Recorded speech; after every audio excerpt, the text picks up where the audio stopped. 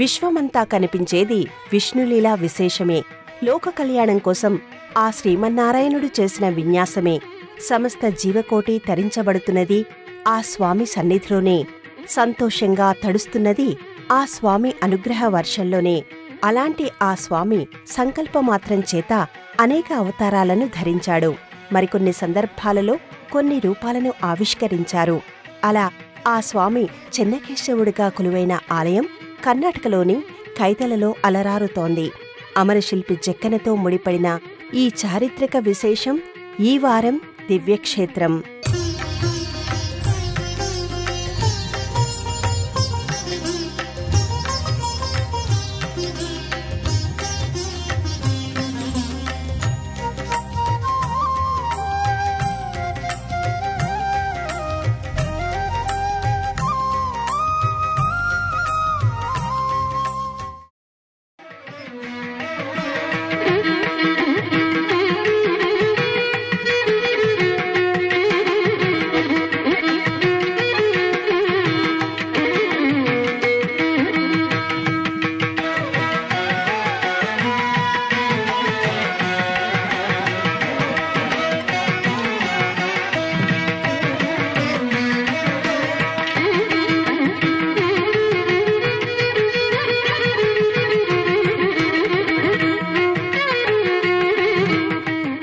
కర్ణాటక ప్రాంతం ఎంతోమంది రాజుల ఏలుబడిని చూస్తూ వచ్చింది. శాతవాహనుల గుర్రపు డెక్కల చప్పుడు, కదంబులు, గాంగుల ఖడ్గాలు చేసిన చప్పుడు విన్న నేల ఇది. హొయసల రాజుల ఔన్నత్యాన్ని, చాళుక్యుల చతురంగ బలాలను, విజయనగర రాజుల వీరత్వాన్ని ప్రత్యక్షంగా చూసిన నేల ఇది. అలనాటి రాజుల్లో గల పరాక్రమాన్ని, ఆధ్యాత్మికతను ఇరు పార్శ్వాలుగా ఇక్కడ చూడొచ్చు. సంగీత, సాహిత్య, నృత్యాది కళలు కన్నడ సీమలో ప్రవహించాయి. ఆధ్యాత్మికత అన్ని దిశల నుంచి పరిమళించింది. అలనాటి రాజుల వైభవానికి అద్దం పట్టే కోటలు నేటికీ నిలిచే ఉన్నాయి. నిర్వచనాలు చెబుతూనే ఉన్నాయి. ఆ కోటలలో విలాసవంతమైన జీవితాన్ని గడుపుతూ వారి భగవంతుడిని మరిచిపోయిన సందర్భాలు కనిపించవు. కోటల కంటే ఉన్నతంగా వారు నిర్మించిన ఆలయాలు అందుకు ఉదాహరణగా నిలుస్తాయి. చరిత్రలో సరిహద్దులు దాటుతూ సాగిన యుద్ధాల పర్వమే ఎక్కువ. చరిత్ర పేజీలను తిరగేస్తే ఎర్రని కాగితాలే ఎక్కువగా కనిపిస్తాయి. ఏ రాజ్యాన్ని, ఏ సామ్రాజ్యాన్ని ఎవరు ఎప్పుడు ఆక్రమిస్తారనేది ఎవరికీ తెలియదు. అలా ఆక్రమించిన రాజులు తమ కళాత్మకతను ఎంతవరకు కాపాడతారనేది కూడా పాలకులకు తెలియదు. అయినా వాళ్లు ఒకవైపున యుద్ధాలు చేస్తూనే మరోవైపున ఏళ్ల తరబడి ఆలయాల నిర్మాణం చేస్తూ వచ్చారు. ప్రతి ఆలయాన్ని ఒక అపూర్వమైన కళాఖండంగా అందించారు. కన్నడ నేలను మరింత సారవంతం చేసిన ప్రభువులుగా హొయసల రాజులు కనిపిస్తారు. క్రీస్తు శకము 10 నుంచి 14వ శతాబ్దం వరకు వారు ఈ ప్రాంతాన్ని పరిపాలించారు. చంద్రవంశ క్షత్రియులుగా చెప్పుకున్న హొయసల రాజులు తమ గుర్రాలతో పాటుగా సరిహద్దులను పరిగెత్తించిన యోధులు. కన్నడ, సంస్కృత సాహిత్యాలను ప్రోత్సహిస్తూనే ఆధ్యాత్మికంగా కూడా తమ పాలనా వైభవాన్ని భవిష్యత్ తరాల ముందు ఉంచగలిగారు. హొయసల రాజులు తమ పాలనా కాలంలో 100కి పైగా ఆలయాలు నిర్మించారు. వాటిలో చెన్నకేశవ స్వామి ఆలయాలు మరింత విశిష్టతను సంతరించుకుని కనిపిస్తాయి. వీరత్వాన్ని, విజయత్వాన్ని అనుగ్రహించే దైవంగా వారు చెన్నకేశవ స్వామిని ఆరాధించేవారు. అలా వారు నిర్మించిన ఆలయాల్లో కైదల ఒకటిగా కనిపిస్తుంది.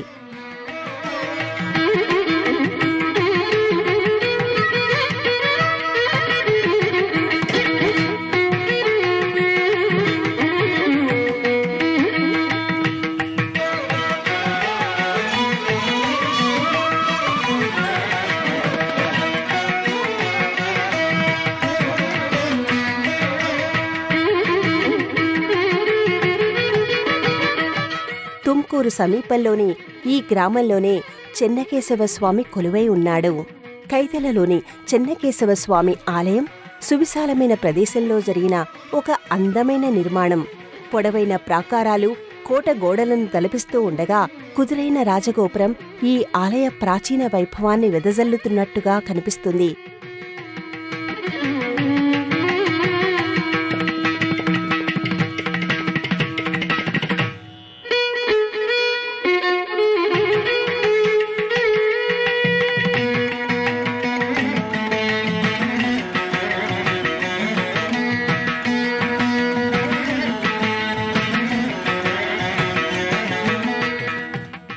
ఆలయానికి వెలుపలే 4 రాతిరథ చక్రాలు కనిపిస్తాయి. ఒకప్పుడు ఇక్కడి వీధుల్లో స్వామివారి ఉత్సవాల్లో ఉత్సాహంగా పరిగెత్తిన రాతిరథ చక్రాలు ఆ తర్వాత కాలంలో అలసిపోయి ఉరిగిపోయినట్టుగా అనిపిస్తాయి. పొడవైన ప్రాకారాలను కలిగిన రాజగోపురంపై ఏనుగులు, గుర్రాలు, ఒంటెల శిల్పచిత్రాలు కనిపిస్తాయి. సంగీత, నృత్యానికి సంబంధించిన సూక్ష్మ శిల్పాలు నయనానందాన్ని కలిగిస్తాయి. గోపుర ద్వారానికి ఇరువైపులా ద్వారపాలకులు, లోపలి భాగంలో ఇరువైపులా జంటరామ చిలుకలతో కూడిన లతలు, వాటిని అల్లుకున్నట్టుగా సౌందర్య శిల్పాలు తారసపడతాయి. రాజగోపురానికి సంబంధించిన స్తంభాలపై చెన్నకేశవ స్వామితో పాటు ఇతర శిల్పచిత్రాలు కనిపిస్తాయి.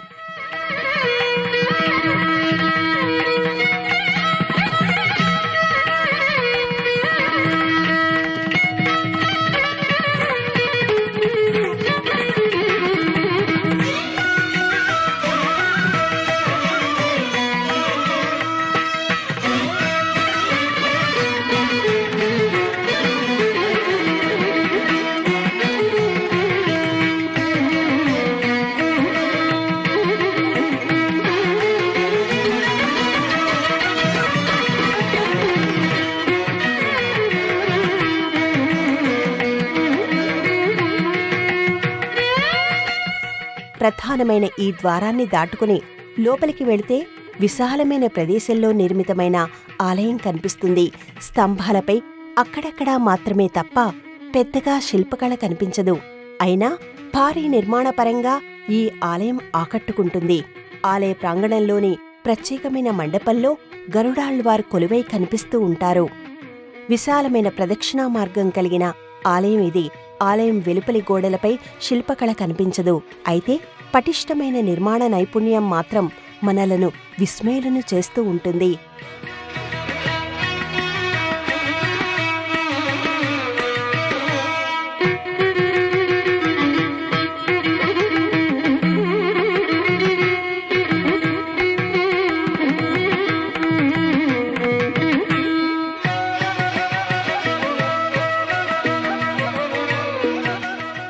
నవరంగ మండపంలోని స్తంభాలు చాలా ఆకర్షణీయంగా అనిపిస్తాయి. గర్భాలయానికి ఇరువైపులా నిలువెత్తు జయవిజయుల మూర్తులు కనిపిస్తాయి. అంతరాళాన్ని దాటుకుని కనిపించే గర్భాలయంలోని చెన్నకేశవ స్వామి మూర్తి నయన మనోహరంగా దర్శనమిస్తుంది. గర్భాలయంలోని చెన్నకేశవ మూర్తిపైనుంచి చూపులు తిప్పుకోవడం అంత తేలికైన విషయం కాదు. నిజంగానే భగవంతుడు సాక్షాత్కరిస్తే ఎలాంటి ఒక అనుభవానికి లోనవుతామో అదే స్థితిలో ప్రతి ఒక్కరూ అలా ఉండిపోతారు. చక్కని ముఖవర్చస్సుతో, విశాలమైన నేత్రాలతో, అందంగా తీర్చిదిద్దిన కిరీటంతో, శంకుచక్ర గదా పద్మహస్తాలతో స్వామివారి దివ్యమంగళ రూపం సమ్మోహితులను చేస్తూ ఉంటుంది. స్వామివారి కంఠహారాలు, కాళ్లకు చేతులకు గల ఇతర అలంకారాలను పరిశీలనగా చూసినవారు అద్భుతం అనే మాటకు అర్థం తెలిసిందని అనుకుంటారు. స్వామివారి నాజూకైన చేతి వేళ్లు, గోళ్లతో సహా మలచిన విధానం మంత్రముగ్ధుల్ని చేస్తుంది. ఇక స్వామివారి వస్త్రాలను కూడా అత్యంత సహజంగా మలచిన తీరు ఔరా అనిపించకుండా ఉండదు. స్వామివారి సౌందర్యంపై ఎడతెరిపి లేకుండా ఎన్ని కీర్తనలైనా ఆలపించవచ్చనిపిస్తుంది. సాధారణంగా ఏ ఆలయంలోనైనా ప్రధానమైన దైవానికి విశేషమైన అలంకారాలు చేస్తూ ఉంటారు. వివిధ రకాల పూల మాలికలను సమర్పిస్తూ ఉంటారు. కాని ఇక్కడి స్వామివారికి ఒక్క సన్నజాజని సమర్పించినా అది ఈ శిల్ప సౌందర్యానికి అడ్డుగా ఉంటుందేమో అని చెప్పాలి. అంతటి శిల్పకళ ఈ మూర్తిలో కనిపిస్తుంది. అసమానమైన ఆనాటి శిల్పకళా నైపుణ్యానికి, అసాధారణమైన వారి అంకిత భావానికి ఈ చెన్నకేశవుడు నిలువెత్తు నిదర్శనమేనే చెప్పుకోవాలి, ఒప్పుకోవాలి కూడా. స్వామివారి చుట్టూ ఉన్న ప్రభావళిలో దశావతార మూర్తులతో పాటు అనేక సూక్ష్మమైన అల్లికలు అలనాటి శిల్పకళా నైపుణ్యాన్ని కళ్ల వాకిళ్లలో ఆరబోసినట్టుగా అనిపిస్తుంది. 2.5 అడుగుల పీఠంపై మలచబడిన 6 అడుగుల మూర్తి ఇది. బ్రహ్మదేవుడు, పరమశివుడికి సంబంధించిన చిహ్నాలు ఈ పీఠంపై కనిపిస్తాయి. చెన్నకేశవ స్వామి సన్నిధిలో స్వామివారికి ఇరువైపులా శ్రీదేవి, భూదేవి మూర్తులు దర్శనమిస్తూ ఉంటాయి. గర్భాలయం నిండుగా కనుల పండుగగా కొలువైన స్వామివారిని భక్తులు అంకితభావంతో పూజిస్తారు.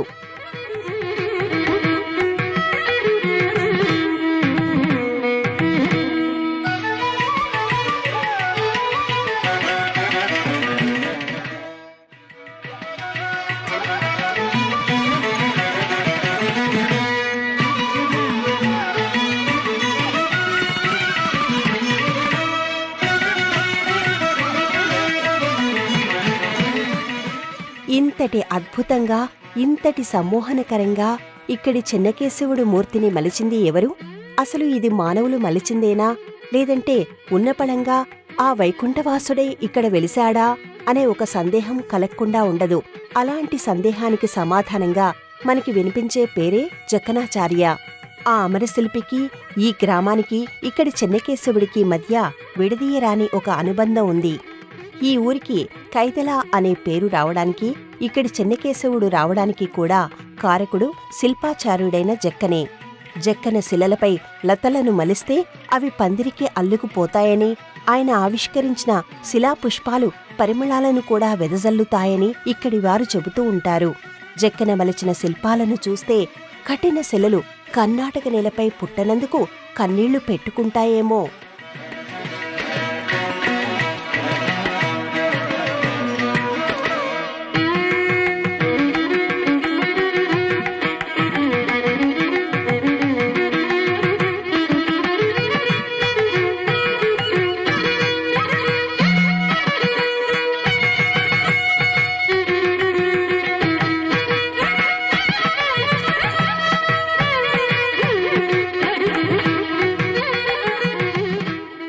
ఈ ఆలయంలోని చెన్నకేశవుడు ఇక్కడ ఎలా కొలువయ్యాడనేది తెలుసుకోవాలంటే అంతకుముందు జక్కన గురించి తెలుసుకోవాల్సి ఉంటుంది.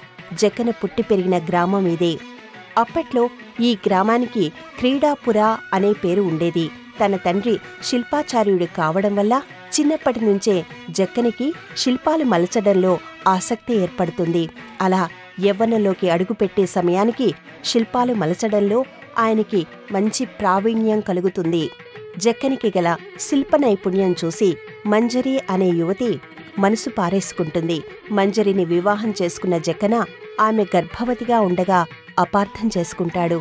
అందుకు ఆ ప్రాంతాన్ని పరిపాలిస్తున్న గోపదేవుడు కారకుడవుతాడు. మంజరికి దూరంగా వెళ్లిపోయిన జక్కన శిల్పాచార్యుడిగా అనేక దేవాలయాల్లో పనిచేస్తూ వెళతాడు. అలా ఆయన హొయసల రాజైన బిత్తిదేవరాయ అభిమానాన్ని చొరగొంటాడు. బిత్తిదేవరాయ కూతురు చాలా కాలంగా అనారోగ్యంతో బాధపడుతూ ఉంటుంది. ఆమెని గురించిన ఆలోచనతోనే ఆ రాసు మానసికంగా కుంగిపోతూ ఉంటాడు. అలాంటి సమయంలోనే ఆ నగరానికి రామానుజులవారు వస్తారు. రామానుజులవారి అనుగ్రహంతో ఆ రాసు కూతురు అనారోగ్యం నుంచి కోలుకుంటుంది. దాంతో అప్పటినుంచి ఆ రాసు హిందూ మతంలోకి మారిపోయి తన పేరును విష్ణువర్ధనుడిగా మార్చుకుంటాడు. విష్ణువర్ధనుడు తన దగ్గర శిల్పాచార్యుడిగా ఉన్న జక్కనను రామానుజుల వారికి పరిచయం చేస్తాడు. వైష్ణవ ఆలయ నిర్మాణాలు కొనసాగించమని, బిత్తిదేవుడికి ఆ ఆలయాలు శిల్పకళా శోభితంగా ఉండేలా చూడమని జక్కనికి రామానుజుల వారు సెలవిచ్చారట. అప్పటినుంచి జక్కన శిల్పకళా నైపుణ్యానికి భక్తి కూడా తోడైందని చెబుతారు.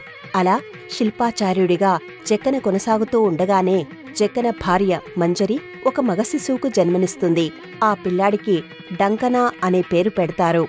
అతను కూడా యవ్వనవంతుడు అయ్యే సమయానికి శిల్పకారుడిగా తండ్రికి తగిన తనయుడు అనిపించుకుంటాడు.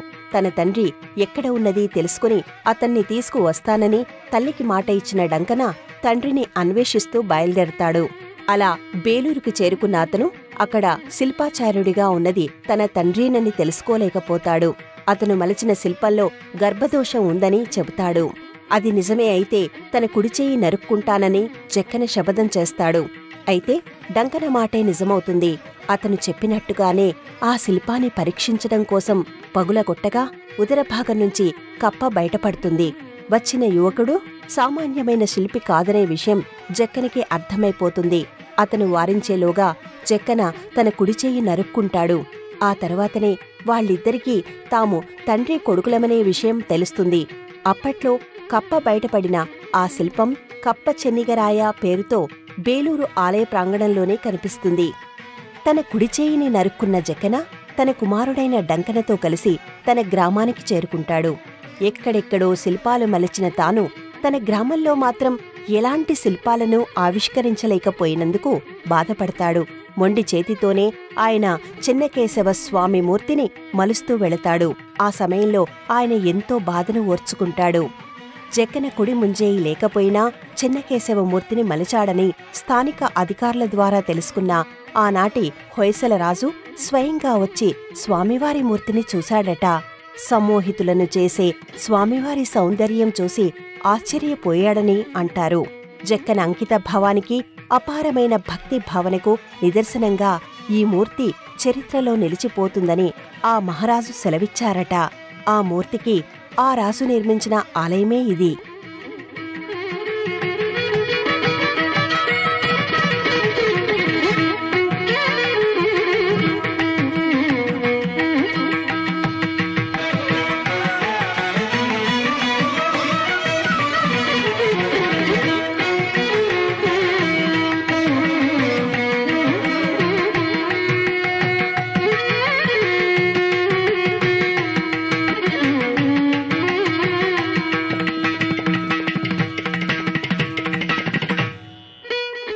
హొయసల రాజులు చెన్నకేశవస్వామి ఆలయాన్ని నిర్మించి ఆ దేవాలయంలో స్వామివారి మూర్తిని ప్రతిష్ఠిస్తారు. కుడి ముంజేయి లేకపోయినా జక్కన మలచిన మూర్తిని చూడ్డానికి చుట్టుపక్కల ప్రాంతాల నుంచి ప్రజలు తండోపతండాలుగా వచ్చారట. స్వామివారి మూర్తిని ప్రతిష్ఠించిన మరుక్షణమే జక్కనకి కుడి ముంజేయి వచ్చిందట. ఇక్కడి చెన్నకేశవుడు చేసిన తొలి మహిమగా దీనిని చెబుతారు.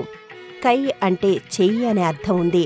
అందువల్లనే ఈ గ్రామానికి కైదల అనే పేరు వచ్చిందని అంటారు.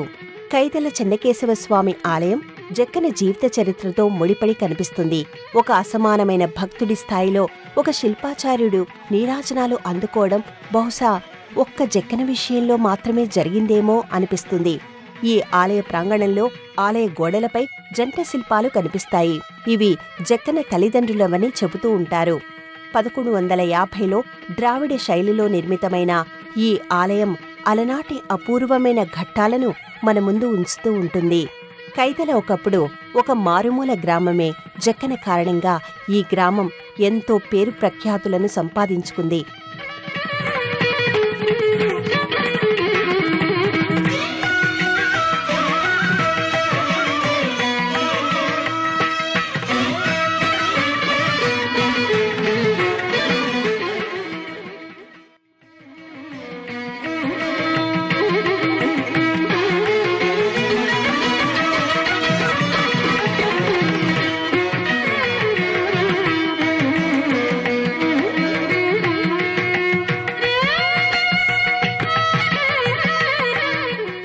ప్రతి మకర సంక్రాంతి రోజున స్వామివారి పాదాలను సూర్యకిరణాలు నేరుగా తాకుతాయి.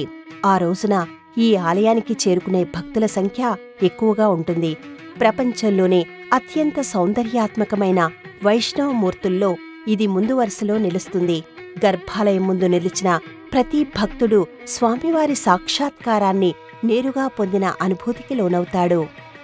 సాధారణంగా ప్రాచీన కాలం నాటి ఏ ఆలయానికి వెళ్లినా ముందుగా భగవంతుడు ఆవిర్భవించిన వైనాన్ని గురించి తెలుస్తుంది. స్వామివారి వైభవం, అందుకు కారకులైన రాసుల విశేషాలు శాసన ఆధారాలుగా కనుల ముందు నిలుస్తాయి. ఇక అక్కడి దైవాన్ని అనేక రకాలుగా కీర్తించిన భక్తుల కథలు పరిచయమవుతాయి. కాని ఇక్కడ ఒక మహాశిల్పి జీవిత కథ వినిపించడం విశేషం. ఆ మహాశిల్పి జీవితం ఒక మహాభక్తుడి జీవితానికి ఏమాత్రం తక్కువ కాకుండా ఉండటం అరుదైన విషయం.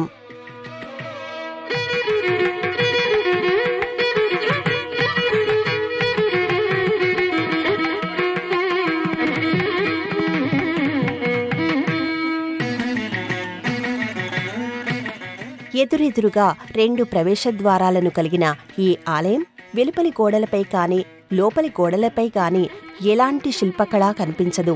సాదాసీదాగా అమర్చిన బండరాళ్లతోనే ఈ ఆలయమంతా కనిపిస్తుంది. అలాగని ఏదో వెలితిగా అనిపించదు. ఎందుకంటే శిల్పకళ పరంగా ఆలయమంతా చేయవలసిన అద్భుతాలను జక్కన ఒక ప్రధానమైన మూర్తిలోనే చేశాడని అనిపిస్తుంది. మరణం వరకు మనసు గోడలపై ఆ మనోహరమైన రూపమే నిలిచిపోతుంది. కృష్ణాష్టమి, శ్రీరామనవమి, ఉగాది, దసరా వంటి పర్వదినాల్లోనూ ధనుర్మాసంలోనూ స్వామివారికి ప్రత్యేకమైన పూజలు, సేవలు జరుగుతుంటాయి. పాల్గొన మాసంలో బ్రహ్మోత్సవాలను నిర్వహిస్తూ ఉంటారు. ఇతర రోజుల్లో భక్తుల రద్దీ అంతగా ఉండదు. కాని ఒకసారి ఈ ఆలయాన్ని దర్శిస్తే అప్పటి వరకు చూడలేకపోయినందుకు బాధపడతారు.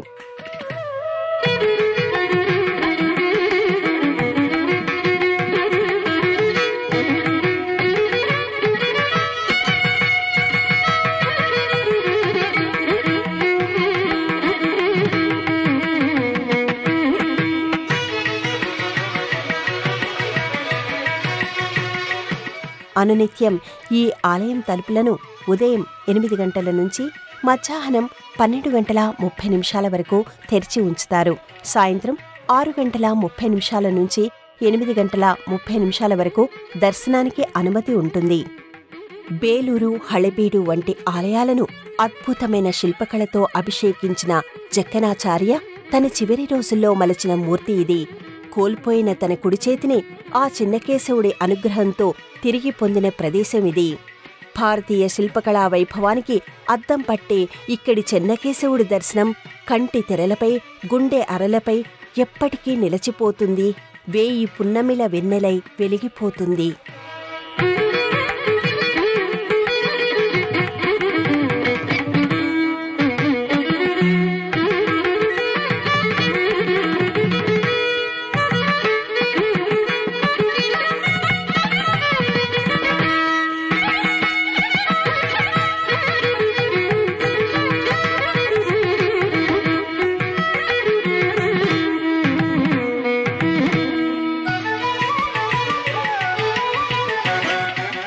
దేశంలోని అన్ని ప్రధానమైన నగరాల నుంచి బెంగళూరుకి రోడ్డు, రైలు, వాయుమార్గాలు ఉన్నాయి. అక్కడ్నుంచి బస్సుల్లో, స్థానిక వాహనాల్లో కైతల చేరుకోవచ్చు. హైదరాబాద్ నుంచి మహబూబ్ నగర్, కర్నూలు, అనంతపురం మీదుగా కైతల చేరుకోవచ్చు.